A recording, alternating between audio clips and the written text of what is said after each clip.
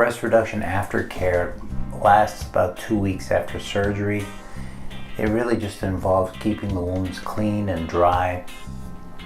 The preferences of your surgeon will really dictate when you can shower or when you can get the wounds wet.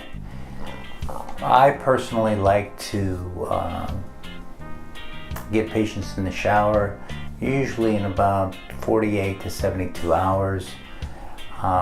And in my practice, I usually have certain types of dressings that are on the wounds that usually come off in 1 to 2 weeks. But really, the majority of wound care is dependent on your own personal preference in terms of what you and your surgeon have discussed. And those specifications are usually outlined for you before and after surgery. So plan on a good 1 to 2 week period after surgery where you really have to be conscientious about your wound care.